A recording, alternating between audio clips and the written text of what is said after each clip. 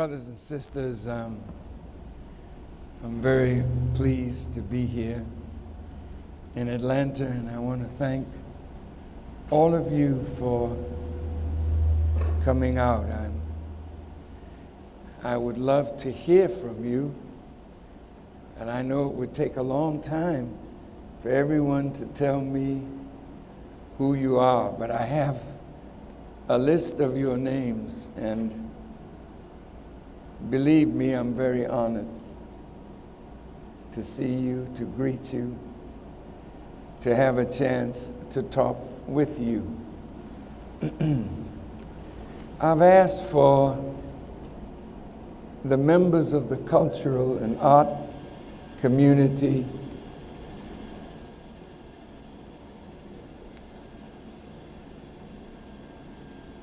What is that?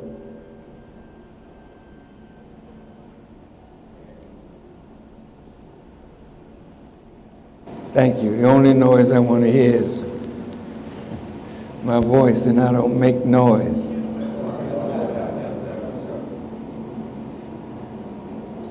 I asked for the cultural community, the artists, the producers, the ones that make things happen in the world of art and culture. Producers, radio personalities, and we have an owner of the radio stations, and we are honored for your presence. I want you to focus on who you are. This world in which we live in the Quran is called a transitory world. It's a world that's in between two infinities of time. I would appreciate it if you would turn off your phones, please. Thank you. I said, this is a transitory world in between two infinities of time. The first infinity is from God's creation of this that we call universe. Trillions of years to the present world, which is very limited because it is the world of the rebel of God. This is not God's world. This is the world of the enemy of God.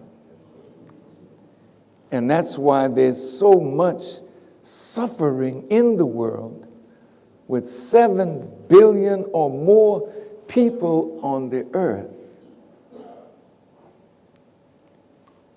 And billions of them live off of $1 or $2 a day.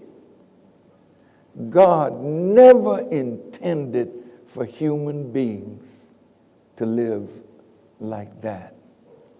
But in this world, the wealth of the many is in the hands of a few. And so in our talent, our gifts, in a world that is called the world of sport and the world of play. Play meaning we're not engaged in the production of a world that satisfies our needs. We're engaged in a world where they brought our fathers into slavery, and as the scripture says, by the rivers of Babylon we wept when we remembered Zion. We hung our harps on the willow tree, and our joyful song had turned to mourning. And those that carried us away captive required of us mirth And those that wasted us required of us a song, saying, sing us one of the songs of Zion. And as long as we could sing, as long as we could dance, as long as we could make the slave master happy, we could move up in his world, but never to be his equal. In the world of sport and play, nobody plays better than we.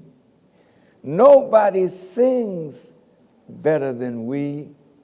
Nobody is the specimen of perfection physically like we.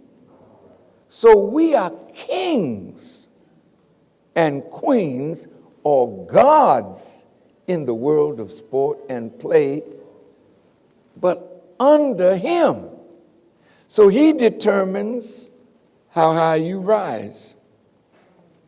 And if you don't please him, he sets us down.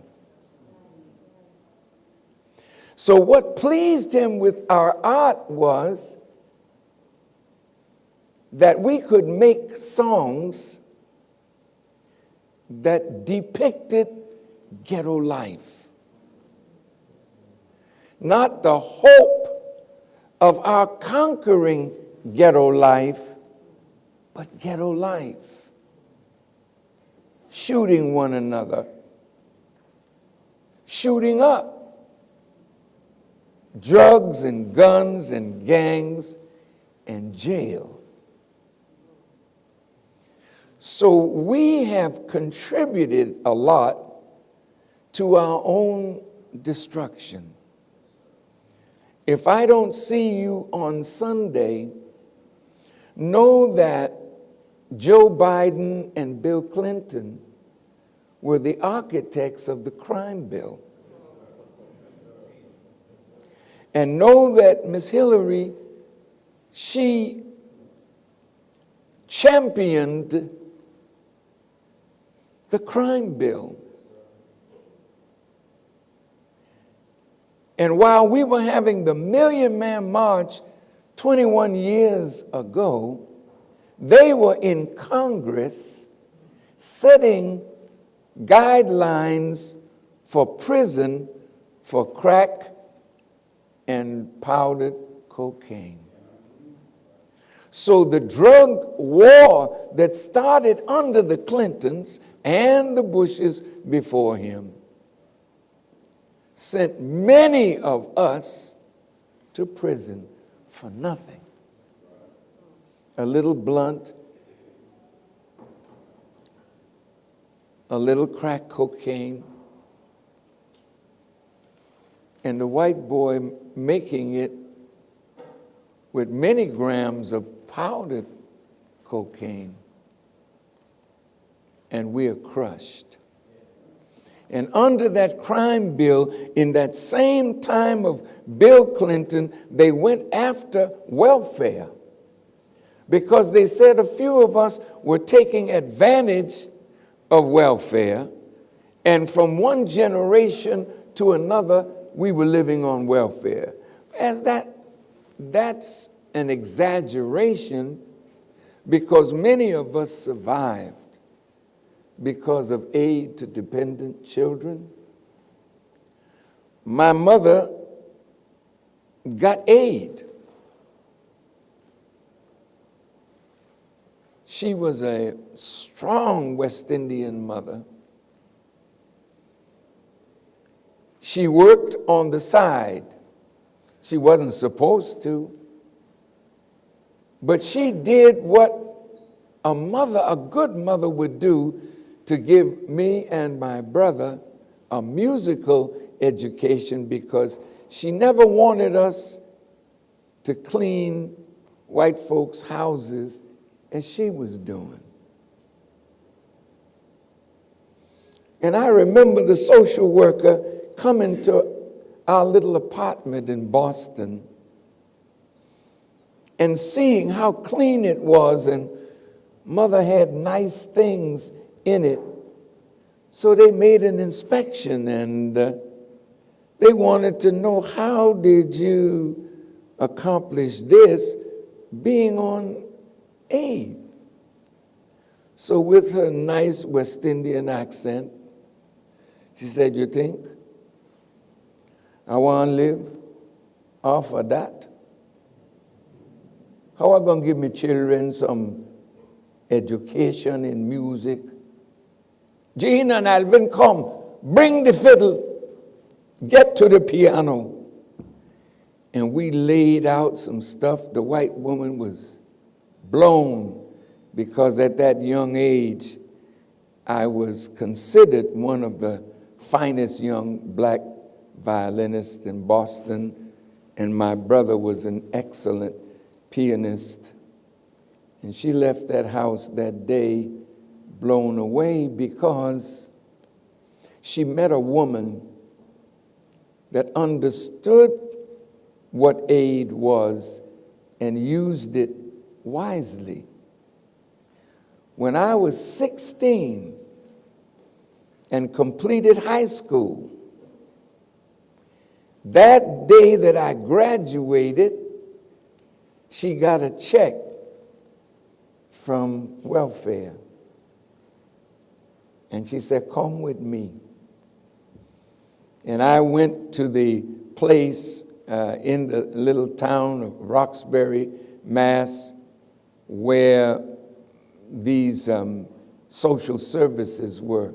And so she gave the woman back the check.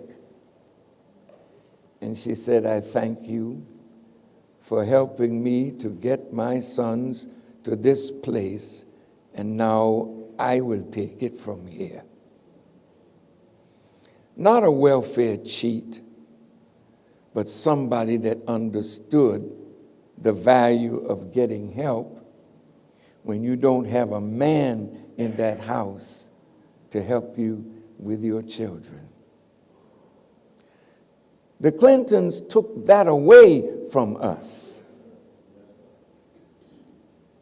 And if you went to prison, they would not allow you to come back to where your mother lived if she lived in the projects under government housing. Her son coming out of prison, her daughter coming out of prison could not come home.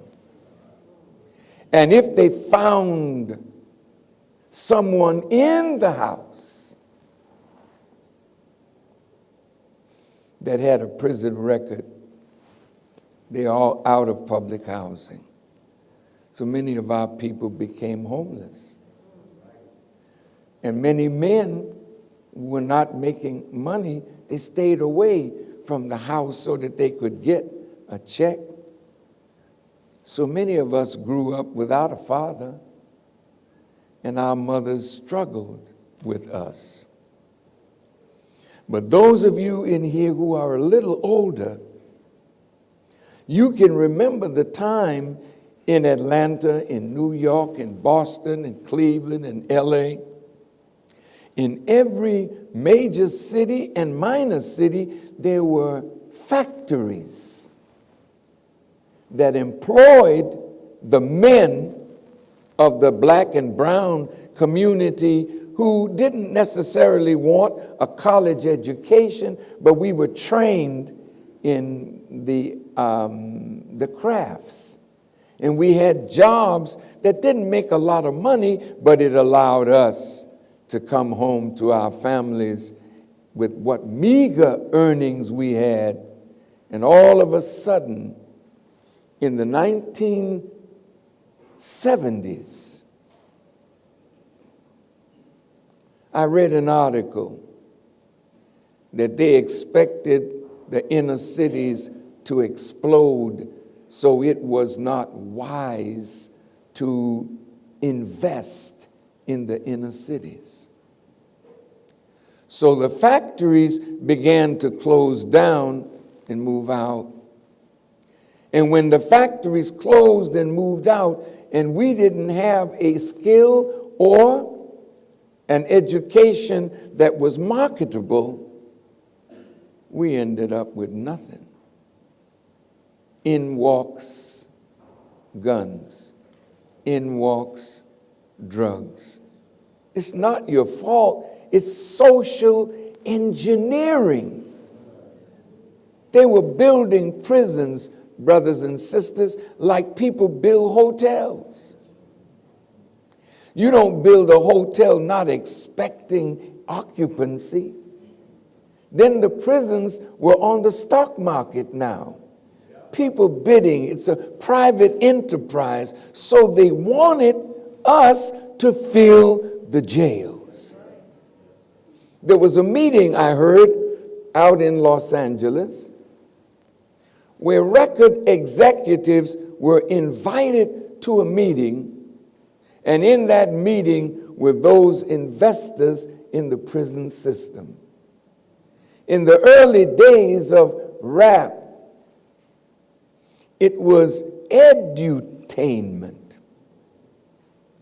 It was rap and rhyme with wisdom. But they wanted to change that because they can't fill the prison with wisdom.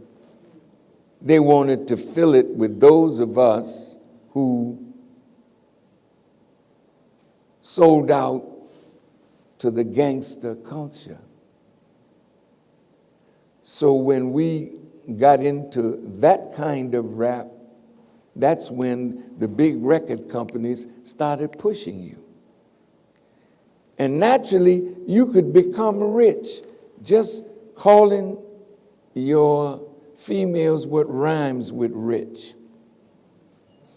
You could become wealthy calling your women whores. You could become wealthy just saying you don't like this nigga MF. And you wouldn't say MF, you'd say the word straight out. And then you hear the children now loving the beat of the rap, and the language that they began quoting was our language that we put before the world, and the enemy just promoted it, kept promoting it. So you could get some money, and naturally you want to compete with your brother or sister that got some bling. And so the enemy is handing you money in one hand and then telling you about his brother that owns the jewelry shop right around the corner, and you can go and get some bling. And some of you, you want a little gold in the teeth. I know you looking real sharp. And his brother is a dentist around the other corner. And then you want somebody to design your clothes. He got another brother that's designing your clothes. So they are in the circle because they cooperate with each other. The money stays in their circle before it leaves. But with us, the money comes in, the money quickly goes out. And we keep like a dog running after its tail. We're constantly striving, but never going where we want to go. We have to put a stop to that, brothers and sisters. Now, you remember Vibe magazine? Is it Vibe? Source magazine? I think Mr. Mays said he was coming. He used to own Source, I think. What would Source feature? It would feature the beefs of the rappers. Radio now plays up the beefs of one another. So Tupac is dead and Biggie is dead, and our big brother out on the West Coast, is he in prison now? Suge Knight. What is it called? Death Row, yeah. Now, as long as you beef, you can't sit down together like brothers who are making money and pool that money to do big things economically. See, the Jews are wise like that. They may not love one another, but Mr. Saperstein and Mr. Rubenstein and Mr. Cohen,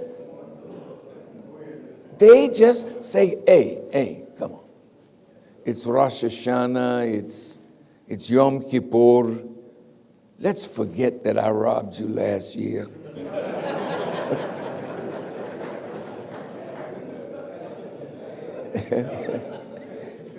And let's put our money together, and the next thing you know, they own all of the things that we need for our work. They own the theaters. They own the venues. You're the talent. They don't have the talent, but they know how to manage your talent so that they become rich and you're lucky. You know, they put the money up for you to rap. You come with an idea. They say, okay, when you rap, and they put the money up, they tell you, well, you know, here's a little advance, which means you owe, before you get started, you owe money. So here now, you rapping, but you're not getting a good enough check, even though you're happy your record is on the radio. Man, and you're knocked out because you don't really want money. You want to be respected. You know, put some what on my name?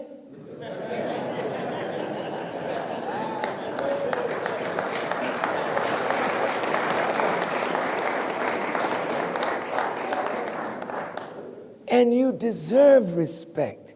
You want to be loved. You want people to know that you exist, man. I'm here, and this is what I do, and I'm good at what I do.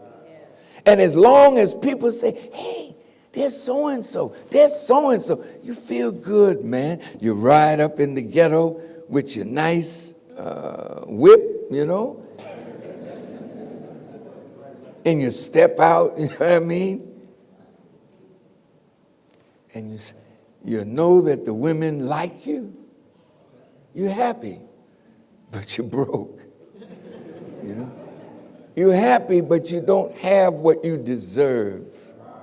Your record went platinum.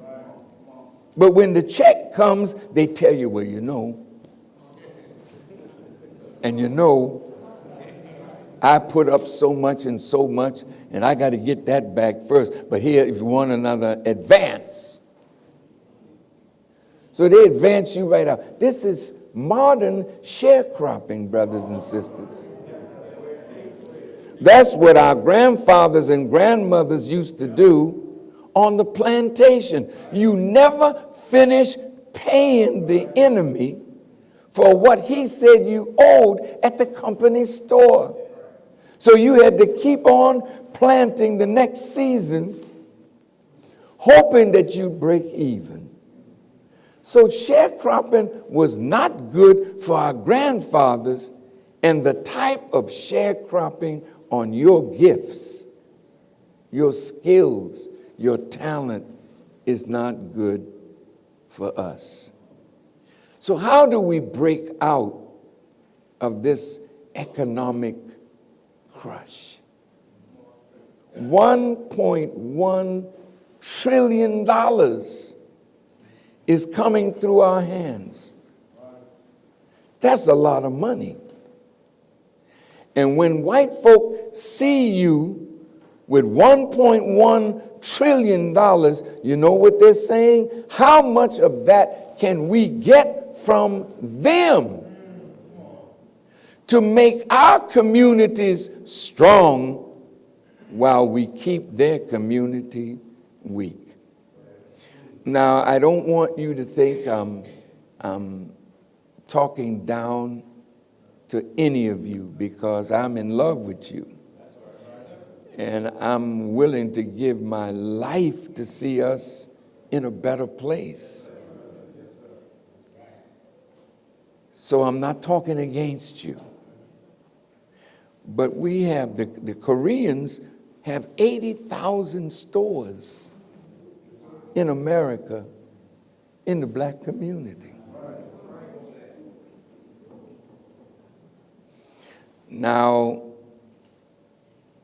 I mean, I know you look beautiful with your hair, and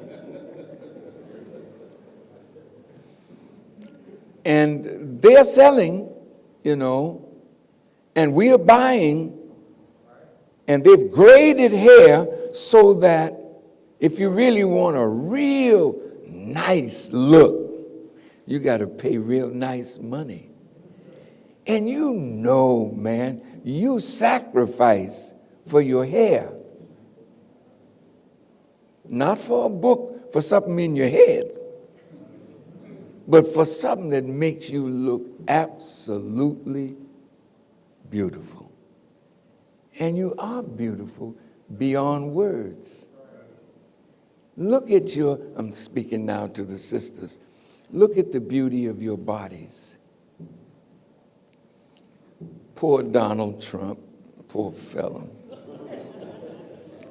That man sitting on TV talking about, yeah, you know, when you're a star, you know what I'm saying? You could just kiss a woman and she ain't gonna say nothing. You're a star. You can grope her if you want to.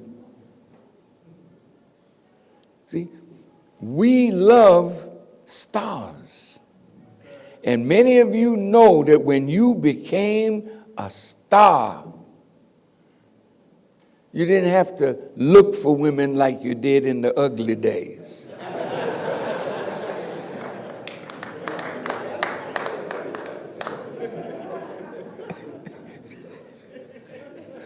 Women look for us when you're a star.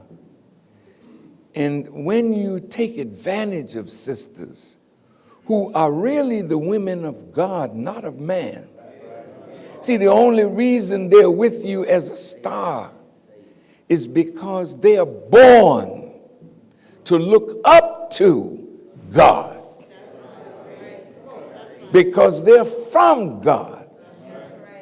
So when you are the master of what you do in your field, you attract beautiful women around you. And when you misuse them and abuse them, you finally come down.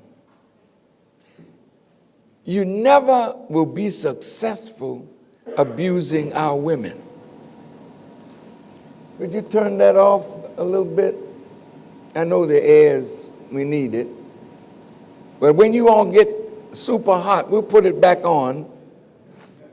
But you look cool to me.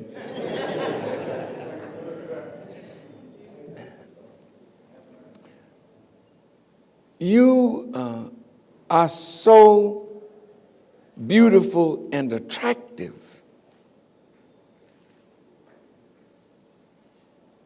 You allow people who are stars to take advantage of you.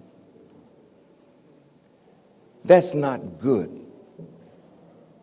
One of the things that I have learned as a Muslim, but even before that, as just a young man, when I was in show business, the women love you when you are gifted and talented. And they would come to wherever I was performing, in the nightclub or on stage and in the dance halls. But I had my girlfriend who became my wife, and I would just go off the stage to her. Women may felt bad that they tried to get their brother, and I felt good, you know what I mean? Because I didn't take advantage of them, and I had the girl that I loved, and that was sufficient for me. If you're going to be great in life, wisdom will tell you to be committed to somebody that has earned your love. You never get married for sex. Then it's two dogs in heat. But a woman is created by God to help a man to be as productive as he can be. That's what the Bible means when it says God created Adam and he saw that Adam was alone and he said, it's not good for a man to be alone. So he gave him a woman as a help meet. Not M-E-A-T now. M-E-E-T. Not a mate, but a meat. Meat what? Every man is born with the nature to be a producer.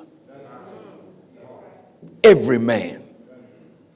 The man that you got, he's born to be a producer. That's what the Bible means when it says, Adam, multiply, replenish the earth, and subdue it. Because I'm giving you dominion over the fowl of the air, the fish of the sea, and every creeping thing that crawls upon the earth.